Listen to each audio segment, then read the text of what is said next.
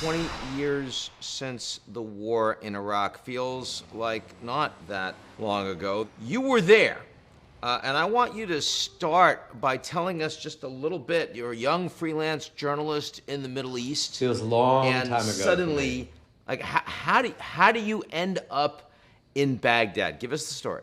What happened was Saddam Hussein obviously was the entrenched dictator. It was very hard to get access to Iraq.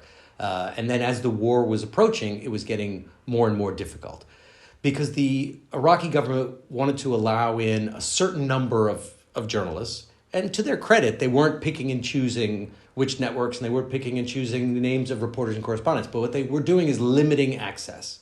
So each news organization, depending on its size, got one or two reporting teams.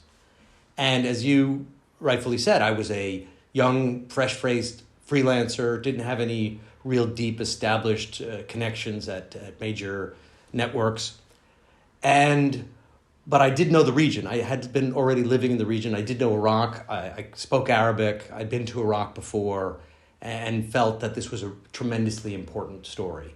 I thought it was going to be a turning point in the Middle East.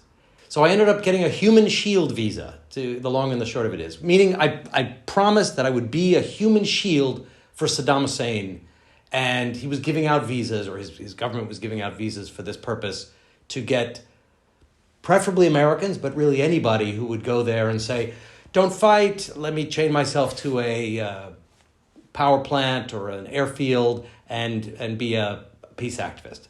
It was a way to get in, it was a way to get the visa, and then I once I was in the country, I never chained myself to anything. How was it to be an American on the ground there as you're meeting with Iraqis, as the United States is bombing the country? What was your experience, and how different was it from what you might have expected when you showed up?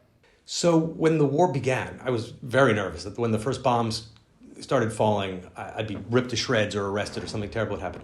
It didn't happen that way. Instead, the government went underground, so a lot of the government officials who were assigned to watch me disappeared. It was not that good of a dictatorship. And the people who were regime loyalists kind of lost interest in that job too. So the fear that I had of the regime didn't materialize. The people were docile, pacified. They'd been beaten down by so many years of dictatorship. They didn't act. And they just kind of waited it out.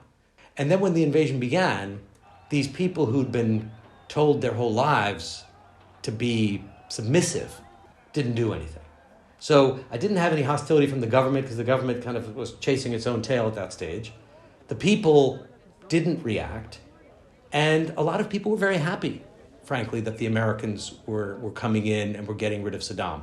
The more it seemed like it was likely that the regime was losing its grip, the more people came out of their shadow to celebrate, to cheer, to help me find stories.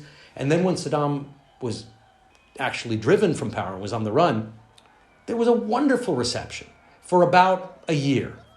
And then it got very, very ugly because of mistakes that were made by the local American administration there, because of lingering resentment by the basically Sunni Muslim community that felt they were pushed out of power and now had no future. So the resentment began to settle in roughly a year into it. And then there was anger and animosity that made the place much more dangerous and changed the dynamic.